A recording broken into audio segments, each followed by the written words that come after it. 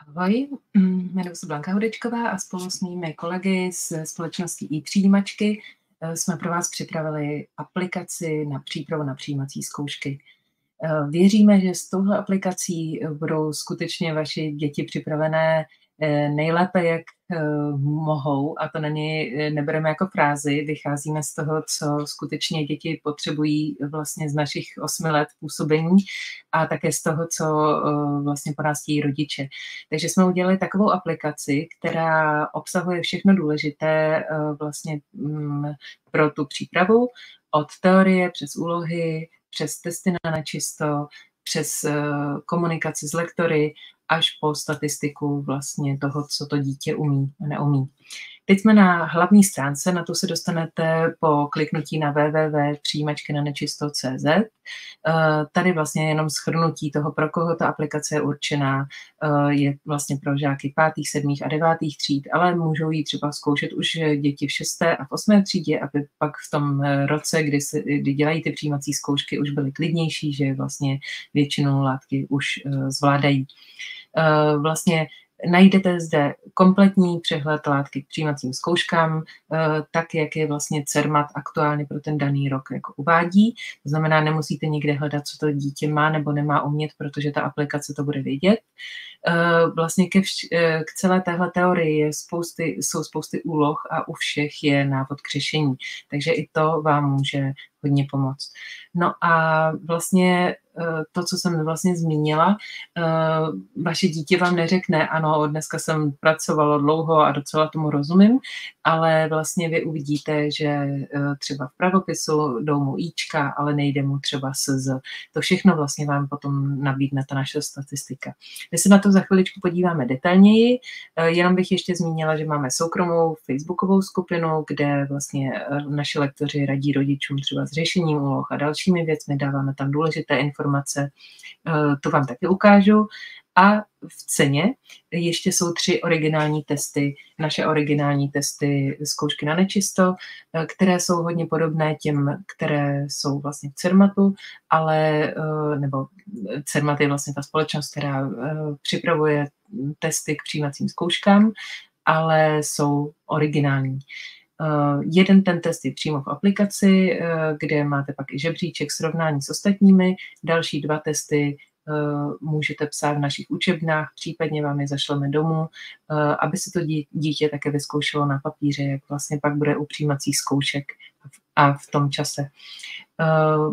Ti, co by to dělali potom online, tak se připojují ti, co vlastně by ty testy dělali doma, tak potom se připojují vlastně do online lekce, kde náš lektor živě vysvětluje, můžete se ptát, takže živě vám tam vysvětlí vlastně postup řešení celého toho testu. Takže to je vlastně asi to nejdůležitější ve stručnosti. Vy si můžete vyzkoušet kousek zdarma, abyste jako si zkusili, jestli je to pro vás to pravé. Můžete si koupit jenom jeden předmět, třeba češtinu to dítě ovládá dobře, ale v matematice pokulhává, takže nebo má tam mezery, takže pak je ta cena 2900 a jak už jsem zmínila, vlastně v tom už jsou ty 3 testy na nečisto z toho daného předmětu, anebo máte tu kompletní přípravu za 4900 a v ceně jsou zhruba, v ceně 1500 korun jsou 3 testy přijímaček na nečisto. Tak pojďme se ale podívat vlastně, jak pracovat s tou aplikací a co v ní najdete. Takže vy kdekoliv, kde to jde tady kliknout, tak vlastně se dostáváte do aplikace. Já už jsem tady přihlášená, tak já se odhlásím a ještě jednou byste viděli celý ten proces. Omlouvám se. Takže tady si napíšeme ještě nové přijímačky na nečisto. Tak, tady dáme získat přístup a dostáváte se na tuhle stránku. Tady zadáte nějaký svůj e-mail a registrujete se a vlastně jste přehození vlastně už do té naší aplikace. Vlastně tady vás buď se přihlásíte, nebo potom už to tam máte vlastně předzadané. Každopádně tady jsem se chtěla přihlásit, tak a teď už jsem vlastně v té verzi placené. Ale ještě pokud nejste v té placené verzi, vidíte vlastně to podobně, ale vidíte jenom teorii a úlohy a jenom část z toho. To je ta verze zdarma. Pokud máte placenou verzi, vidíte všechno, včetně kurzu a testů. O tom za chviličku. Každopádně, jak vůbec z té neplacené dojít k té placené verzi, musíte kliknout tady nahoře, vlastně na váš profil. Tady všechno je vlastně předvyplněné a vlastně už při té registraci vyplňujete jméno, heslo a také údaj o škole a ročník. Ten ročník je velmi důležitý, protože vlastně samozřejmě aplikace je jiná pro 5. a jiná pro 9. ročník.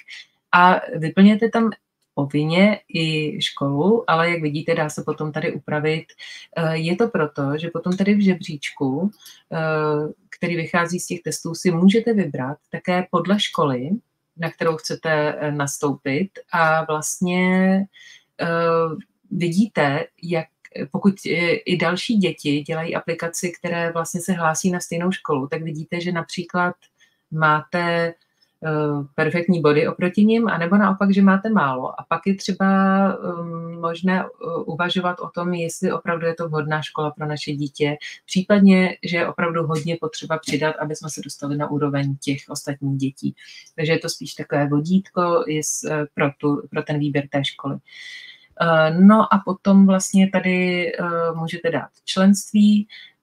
Členství tady si můžete buď koupit jeden z předmětů, anebo balíček. Pokud máte aktivní oba předměty, tak automaticky máte aktivní i ten balíček. Už by vám nešel koupit, ale můžete si to koupit jednotlivě, anebo pokud chcete obojí, tak rovnou si zvolit ten balíček. Tam už si pak přesměrujete na platební bránu, dostanete tam vlastně už veškeré pokyny, pokud máte nějaký slovový kód, zadáte ho tady. Takže to je takový ten standard a pojďme na přehled. Tady vlastně jenom vidíte nějak jednotlivé ty oblasti, můžete si mezi nimi překliknout místo vlastně téhle lišty, můžete si překliknout mezi českým jazykem a matematikou, ale to lze i tady nahoře. No a vidíte nějakou statistiku, kolik jste už udělali úloh, to se týká toho kurzu, té placené verze. Vidíte, jaké poslední akce jste dělali, co vám zbývá k dokončení. Takže pojďme od teorie. Vlastně pokud máte verzi zdarma, tak to si můžete vyzkoušet sami, tak vidíte pouze první část černě, jinak zbytek šedě. A pak samozřejmě vidíte jenom část těch podkapitol, vidíte, myslím, že jenom první 2. Takže vlastně pokud máte celou verzi, tak vlastně vidíte, že každá ta kapitola je velmi detailně rozdělená, třeba slovní úlohy, že máte opravdu hodně typů slovních úloh, které jsme se snažili i teoreticky vysvětlit. Samozřejmě ty slovní úlohy lépe se vysvětlují na nějakých příkladech, takže tady máte popsáno, co to je, jak vlastně navrhujeme to řešení, máte nějaké shrnutí, máte několik úloh, abyste pochopili vlastně, jak se ty úlohy řeší a máte vlastně třeba nějaké upozornění. Když bych tady přišla na další, tak tady máme na společnou práci, to znamená, co to je vlastně, zase na co si dát pozor a tak dále. Když třeba kliknu na češtinu, tak v teorii tady máme třeba stavba slova, nebo tady na čem se to lépe ukáže, větná skladba, třeba věta jednočlenná, dvojčlenná, takže tady máte vlastně, co to je a velice stručně popsané, abyste vlastně pochopili, aby děti pochopili a hlavně si připomněli to, co by všechno měli umět. Pak tady máme úlohy. Vlastně tak, jak je teorie, tak jsou postavené i úlohy. Zase ten, kdo má verzi zdarma, tak vidí jenom některé úlohy, ale ty 2 ostatní vlastně vidíte všechno samozřejmě, takže tady si můžete zkusit vlastně jednotlivé typy úloh, abych vám ukázala, jak to vypadá. Já mám teda větší písmo, takže víc roluju. Samozřejmě, kdo to má menší, kdo vidí lépe na blízko, tak může to mít na jedné obrazovce. Takže tady si dám třeba Ačko, odpovědět a mám chybu. Jo, to se mi ukáže červeně. Pokud mám chybu, tak tady vpravo mám nápovědu a je tady napsané, Já jsem měla dát správně nejasnější, protože a z jakého důvodu. Tak jo, tady pak máme další, zase je to na nějaké zatrhávání, můžu ji přeskočit. Já bych chtěla ještě nějaký jiný typ úloh.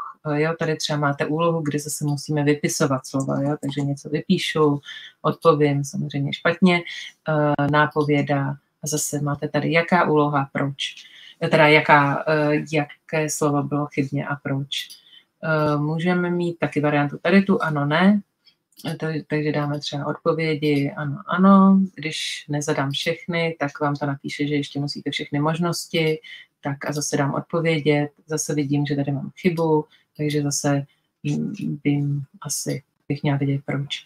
Takže takhle vlastně postupně můžete projet veškeré úlohy z matematiky i z češtiny a pokud teda máte vlastně tady třeba geometrii, abyste viděli, že je to tady skutečně hodně, tak a pokud máte vlastně vždycky nějakou část teorie a k tomu úlohy zpracované, tak byste se mohli pustit už do kurzu. Kurz vlastně už kontroluje, jestli jste to všechno dobře pochopili. Jde postupně, tak jak ta látka vlastně nějak logicky vyplývá, jak je to i v těch testech CERMAT většinou, a vlastně vy už se k tomu nevracíte. To znamená, protože nám to dává tu statistiku o tom, jestli to dítě skutečně tu látku pochopilo. Kdyby dělalo pořád ty stejné úlohy dokola, tak samozřejmě na potřetí už to bude mít na 100% a to by nám asi nedalo moc jasný obrázek. Takže ten kurz se dělá jenom jednou. Ono vám to poskytne vlastně statistiku, proto je lepší předtím si to vlastně trošku vyzkoušet na té teorii, na těch úlohách a teprve potom pokračovat třeba za 2 dny, za týden v tom kurzu, v té oblasti. A pak zase pokračovat další, protože ono vám to ukáže obrázek, jestli to dítě tu danou látku pochopilo. Když se tady třeba podívám, nevím přesně, kde jsme skončili, tak vidíte, že nejdřív zase je ta teorie ještě jednou zopakovaná, můžu ji klidně přeskočit a jít na další krok. Tady já už jsem, ono to pořád jde jako dál, to znamená vlastně my pokračujeme tady, tak tohle všechno už máme hotové, takže tam by pak měla být kolonka jako pokračovat, kterou jsem tam asi. Tak a tady už jsme u dalších otázek. V češtině jsem dostala, to vlastně právě z toho přehledu vlastně můžete pokračovat v tom, kde jste skončili. Takže tady něco odpovíme, třeba 2, odpovědět. Tady tu nápovědu nemáte, aby to dítě si nemohlo vlastně přečíst nápovědu a opravit si to, takže tady není možnost opravy. Já jenom to teďka takhle nějak naklikám. V té matice víc je to jako čísly, ty odpovědi, méně ty A, B, to je třeba u procent nebo tak, nebo A, B, C, D, ale tam jsou víc ty slovní výpočty. Proto je dobré u té aplikace mít tužku, papír a prostě si ty úlohy počítat. A budeme u konce toho jednoho tématu, tak odpovědět a objeví se mi statistika. Tak já jsem jenom hádala, takže jsem se strefila do jedné odpovědi. Vidíte, je důležité skutečně vyplnit i v tom testu pak všechny políčka, aby třeba se strefí to dítě do něčeho, co neví. A to znamená, já slovní úlohy, vlastně tuhle látku umím, tyhle konkrétní, to jsou slovní úlohy na poměr, tam to budete mít rozepsané, umím na 10%. To je málo. To je vlastně 10% odpovídá zhruba 5 bodům. 100% je 50, takže úměrně tomu.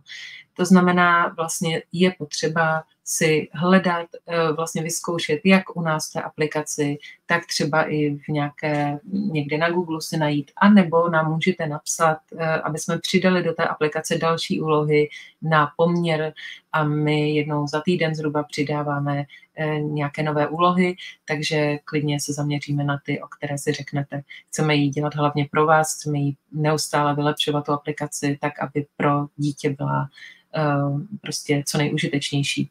Takže vlastně tady to pak vidíme v té statistice a vám to zpětně ukáže, že třeba za měsíc bychom se znova na to měli podívat a pak třeba měsíc před přijímačkama ještě znova jako se zaměřit, ještě znova se zopakovat ten typ úloh, které vlastně dítěti nejdou. Tak No a poslední jsou testy. Testy, vlastně test máte jeden z matiky, jeden z češtiny tady a jak jsem říkala, 2 vlastně v učebně nebo případně doma je můžete udělat a připojit se vlastně k té lekci vysvětlovací. Tady vlastně nápověda u té matematiky po skončení toho testu. U těch prezenčních přijímaček na nečisto máme lektora, který pak vysvětluje vlastně tu látku. Takže tady máme, a kde se samozřejmě můžete ptát, na co vás napadne. Takže ten test máte vlastně možnost udělat jeden test.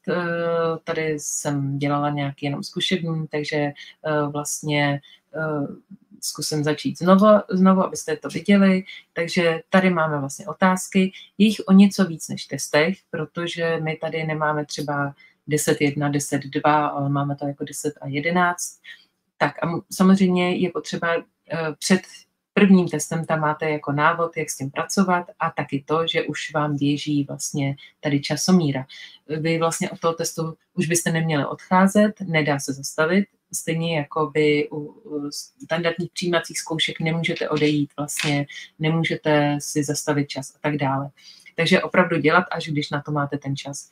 Na matematiku máme 1:10, na češtinu máme hodinu, takže vlastně to vám tady běží. No a pak zase normálně pracujete, odpovíte, můžete přeskočit odpověď, můžete se k ní vrátit, stejně jako prostě v těch testech. A když to celé máte hotové, tak dáte ukončit test a vlastně ukáže vám to statistiku. No a vy si můžete zobrazit odpovědi, vidíte, co je špatně, můžete si přečíst nápovědu a tak dále. Takže potom vlastně jako vám to dá poměrně. Některé věci radši píšu, protože třeba odmocněné, tak je to jednodušší pro psaní, takže jsem vám to tady napsala, jak vlastně byste to mělo počítat. Tak, no a když máte chuť, tak se pak podíváte ještě na žebříček, jak tady třeba kdo dopadl. Tady zatím vlastně v tomhle školním roce nemám žádnou, jo, máme jsme tady ještě nechali nějaký. Takže tady máme nějaké body a vy si to vlastně můžete zkusit celkem 3krát. Maximum bodů je 50, samozřejmě jsou tady naše nějaké zkušební a tak dále. Tak, to je vlastně asi k té aplikaci téměř všechno. Já ještě bych přepla teď na tu statistiku, jenom abyste viděli, jak vypadá. To je jenom chvilička. Takže drinku. Tak, jsem tady. Sdílím vám to. Tak, tady vidíte statistiku a vidíte třeba tady vlastně chlapec byl, který měl v srpnu udělal 0 úloh, takže vidíte, kolik úloh se udělalo, kolik kapitol bylo hotovo, kolik ještě zbývá a vidíte, s jakou úspěšností. Takže třeba tady 70, 80, 90, na některé školy super, na některé školy třeba těch 70, 60 už je málo. Takže chce to třeba se zaměřit tady třeba na slova jednoznačná, mnohoznačná a tak dále. Jo, připnete si zase mezi češtinou a matikou jednoduše. Vidíte, že třeba tady matematice se mu nepovedly základní pojmy, takže je potřeba znova si ty úlohy připomenout, znova si připomenout třeba teorii a tak dále. Takže to vám dává jako rodiči, nemůže vás to dítě jakoby podvést, protože nemůže říct, já jsem dělal 10 úloh, protože pokud je neudělá, ono ho to nepustí dál, ta sekce kurz. Takže vlastně přesně vidíte opravdu, kolik toho udělal, jak na tom byl. Tak. No a poslední, ještě jsem vám chtěla ukázat vlastně tu facebookovou skupinu, jenom abyste viděli, jak tam vlastně řešíme ty dotazy rodičů. To už bude taky jenom kratoučké. Pardon. Tak, tady už to mám. No. A tady se dostáváme do naší facebookové skupiny Přijímačky na nečisto, dávám tam nějaké třeba důležité informace, no a taky se nás rodiče třeba ptají, jak řešit nějaké úlohy. Takže tady máme vlastně nějaké, i třeba k tomu můžou psát komentář další rodiče, já většinou tam nahrávám videa nebo i naši lektoři, protože mi to přijde, že u složitějších úloh je to jasnější i se zvukem samozřejmě, jo? Takže tady popisuju, vlastně vysvětluju, co jsem udělala, jaký krok a podobně. Takže vidíte, že paní píše, že srozumitelné to je, ale samozřejmě těžké. Tady někdo mi třeba napsal, že tam našel nějakou chybu, nějaký překlep, takže poděkuju a posíláme třeba jako odměnu nějaké další příklady k tomu tématu. Zase tady vysvětlování, nějaké úlohy a tady třeba, že takhle to vysvětlou pro 5., 7., samozřejmě kdyby to bylo v 9, tak to řešíme pomocí X a tak. Ale víme, že občas rodiče neumí vysvětlit dětem v 5. třídě, prostě používají rovnice, ale jako ty děti to ještě nechápou, některé to samozřejmě pochopí, ale mám zkušenost, že třeba někdy to rodiče se snaží děti naučit a oni se v tom potom ztrácejí. Není to úplně rozumné, je mnohem jednodušší to vysvětlit tímhle třeba způsobem. Takže se vám snažíme i pomoct, jako jak třeba pracovat s těma dětma. No, takže tak. Jo, tak, to je asi za mě vše. Já doufám, pokud si tu aplikaci zakoupíte, že pro vás bude užitečná. Máme na ní moc hezké ohlasy od našich bývalých žáků, nebo spíš rodičů. Musím asi se pochlubit, že několik z našich dětí mělo dokonce 100 bodů, to znamená 50 čeština, 50 matematika, takže skutečně dostali se i na ty nejprestižnější školy, takže věřím, že jak naše kurzy, tak přijímačky na nečisto, které opravdu děláme hodně důkladně a snažíme se, aby skutečně tam byly zajímavé příklady, srovnatelné s těmi testy CERMAT a podobně, tak vlastně tahle ta naše aplikace, myslíme si, že je to skutečně komplexní příprava, která by každé dítě měla připravit maximálně, tak jak vlastně mu to umožňuje jeho nějaké nastavení. Takže děkuji vám moc za pozornost a budeme spolu s vámi se snažit připravit vaše děti co nejlépe. Nashledanou.